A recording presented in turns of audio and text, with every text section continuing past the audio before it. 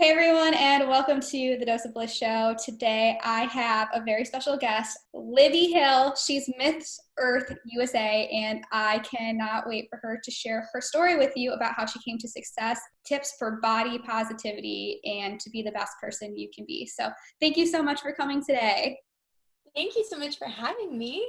Tell us about your journey. How did you become Miss Earth USA? Yeah, so I've always been really comfortable speaking and being on stage, and I never found pageantry until I was actually about to turn 27 years old, which is super late in the game. But I had a math and science girl who I was tutoring her in math and science, and she was like, Libby, we got to get you in a pageant. So I was like, okay, what is this game? I'll try it, universe. So I did. I fell in love with the process. And then I found the Miss Earth USA system, which is now my home because it's all about living sustainably and living with purpose. So that was kind of my journey. I was a non-traditional pageant girl. I like that though, because on my show we talk about manifestation. So when you said, okay, universe, I'll try that, that is part of manifesting. When an opportunity comes, you take it and it takes you on this path. Right. Sometimes you don't even know what you're going to love, what you're going to fall in love with. Being in pageants, it's all about often how you look. Obviously, being in something with sustainability, you get more of that, positive aspect to it, talking about the world and sustainability. But what has been your journey with body positivity on this path? Yeah, so I'm really open about the fact that I've been through recovery for an eating disorder. And I think that came from being a dancer and a model and just, some insecurities that I had as a young woman. And I think it's something a lot of people face. And so something that was really important to me during my pageant journey is to do it without any sort of dieting, without any sort of fads or crash diets, and trying to love myself and make the whole point of pageantry to enhance myself, have stronger opinions. That's kind of one of the things that I ended up focusing on in pageantry was my ability to speak and share and use a platform.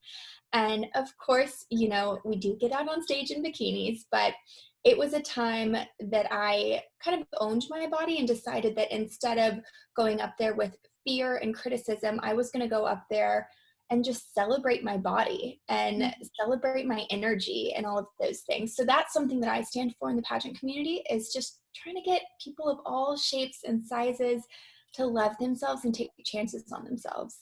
I love how you said that you could be in a pageant and you don't have to do a crazy diet, because I think everybody, whether you're a boy, a girl, anyone, any age, you always constantly feel like, I need to get a flat stomach, I need to diet, I need to do this and that. But when you see someone like you overcoming an eating disorder and being successful and not dieting and doing anything crazy to win a pageant, that's amazing. How do you do that? What are your tips for people? Yeah, so for me, I do eat a pretty well-rounded, healthy diet, but it's more about a focus on nutrition rather than restriction. So I do let myself have whatever I want. I'm just doing it in moderation. And then I'm using exercise as a way to, for me, it's to bust stress. I am a very high anxiety person. Sometimes I'm very, type A, always have a lot on my plate. And so for me, it was shifting my framework away from what is this doing to put me in a smaller body and toward what is this doing to serve me spiritually, mentally, physically. Because it's not enough to be pretty in a pageant. And I think that's a misconception a lot of people have. In order to win a pageant, you have to be a strong person with strong opinions, and you have to be a planner, you have to be a doer, you have to be able to speak. And so really all of those things kind of help overcome the focus on body, in my opinion. And I hope that is the future of pageantry. Yes, I hope it's the future for everybody to see it that way. You kind of touched on this, but how has your thought process and eating, changed from before when you had the eating disorder to now? I used to have a lot of fear surrounding food, and I think that it was a coping mechanism for maybe some past traumas or things that you've experienced.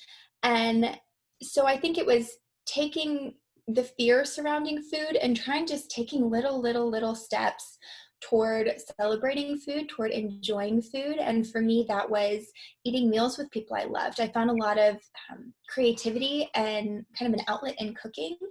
So now, like, food is so special to me because I can create this beautiful, artistic, nourishing meal that I can share with my friends. And so now I say food is love, right? Food, like, I come from a Southern family, so being able to share that and look at it as more than something you have to do or, you know, something you need to restrict. It's something you can celebrate.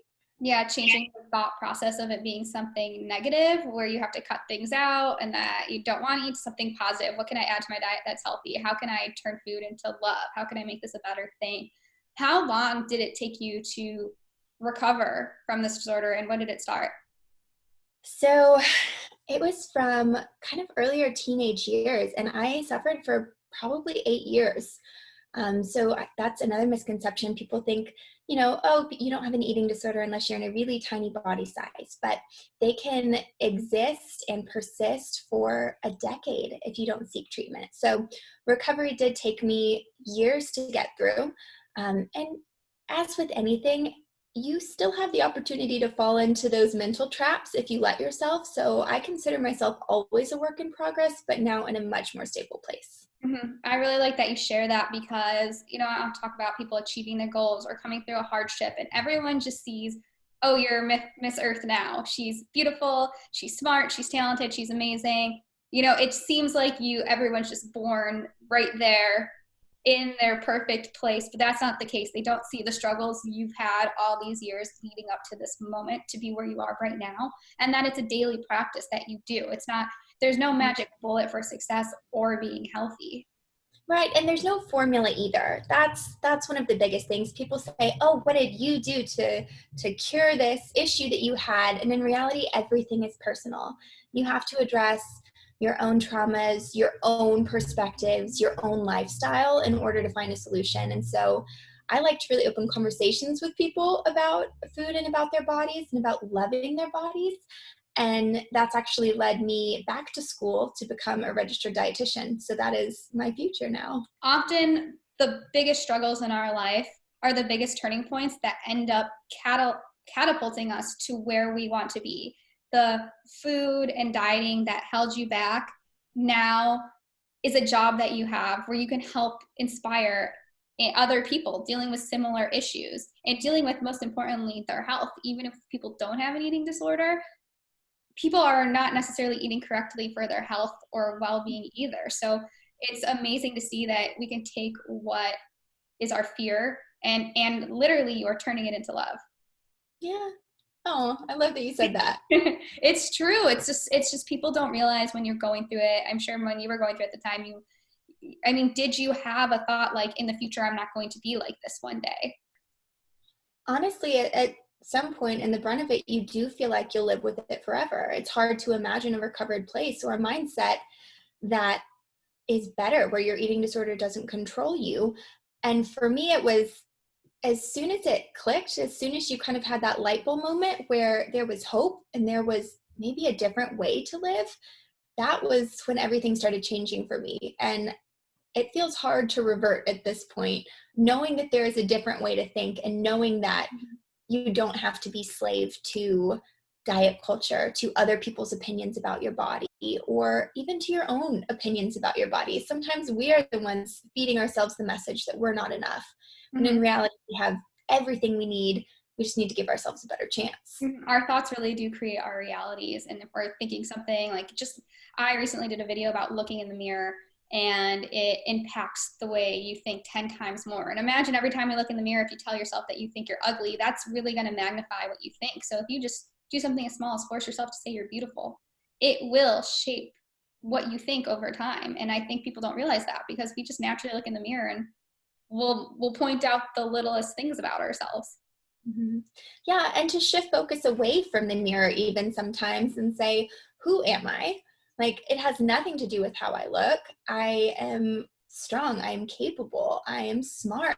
I am kind. Like, it doesn't have to be about what's in the mirror. And then at the same time, obviously, I'm in pageants. I'm not against people embracing their beauty, but I think you're really unable to do that until you've embraced what's inside first. And Because you're never, no matter what you look like on the outside, if you don't feel that on the inside, it doesn't matter. I mean, we've all seen people out and about, and you can tell when someone just truly doesn't care about what they look like. They're just enjoying themselves. And that transcends anything. You don't think of what someone looks like. You don't care if they have a disability, anything at all. You just want to be around that person because their energy is so happy and loving. And that's really the secret, I think. Yeah, that confidence is contagious. So what is the best advice you've ever gotten on this journey? Ooh, I think probably the best advice, it's going to sound so stereotypical, but just embrace yourself, be yourself. I think along the way, people get stuck in trying to emulate previous winners and trying to mold themselves into what they think the perfect pageant girl is and pick the white dress with the shimmer. And my first pageant, I wore a black dress. You know, I like to break the rules a little bit and be myself. And I think doing that really helped to kind of accelerate myself or accelerate my success.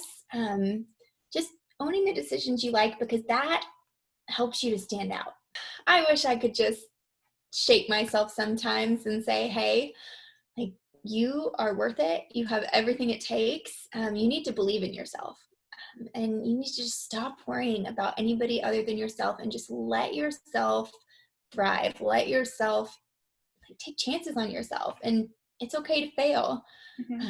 My life has been a series of failures that have brought me to a much stronger, better place. And now I think that's kind of what gets us to that happy, is accepting failures and embracing them. Do you have an example of a failure that you could share that you overcame? I think the biggest one is probably just what we've been talking about the whole time, is like failing myself on that personal level. But I guess, you know, something that came out of that, I guess a more tangible experience, I was an athlete in college. I walked on to the women's rowing team, and I was holding myself back because I wasn't fueling my body and I wasn't letting myself, you know, I'm a perfectionist. I love to push myself and to reach my goals that I set for myself. And I just was unable to, because I wasn't giving my body what it needed in order to succeed. And so I wasn't performing at the level I wanted to be able to support my teammates. And that failure frustrated me and broke me to the point where I decided that I was going to let go of the thing that was holding me back. And that was one of my biggest steps toward recovery, was saying, you want something more, and you want it for your teammates and you want it for yourself. You want something more than you want to stay in the negative place you are.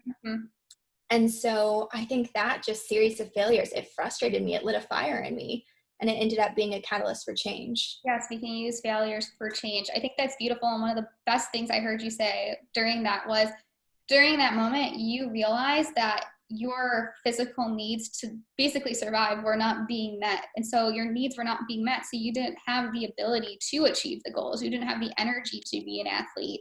And you put those dots together and realized, if I can meet my needs, I can become the person I want to be. And then you started to take care of yourself. And I think people need to learn that. And you're a beautiful example of that. Thank you. Yeah. We got to take care of ourselves first. Like, and it's not just physically, it's also emotionally. Learning to say no was one of the biggest light bulbs in my whole existence, because I will take it on and take it on and take it on until, you know, I am wiped out. So no is a very powerful word. Yes, no is actually power. When you think of the most successful people, like if you want to work with Oprah, you know she's probably going to say no to a meeting a million times, and maybe eventually she'll say yes, but she's not just going on a meeting with anyone. I think people need to realize that by setting a boundary of saying something like no doesn't make you look like you're a bad person. It makes you look more successful. Yeah, and it's self-care. No is self-care in a lot of cases for a lot of people. So we only have a few minutes left. Is there any other message you want to share with everyone watching? Yeah, so I know we've talked a lot about body positivity. That is my passion. But I would also just like to plug the fact that we have a climate crisis on our hands. And I would encourage everyone, if you are not already living a sustainable life, or if you don't know what that means, please, please, please do some research. I'm really invested in sustainable food systems, and I would love to educate y'all about that. So you're welcome to reach out to me at Libby B Hill, just the initial B, so Libby B Hill. And I am on Instagram. I have a TikTok, but I don't know how to use it yet, so I'm working on that. And that's also Facebook, and that's also my website. So I'll link it all below, so everyone go follow her. Thank you so much for coming on the show and sharing your dose of bliss with us. We'll see you all next time. Bye.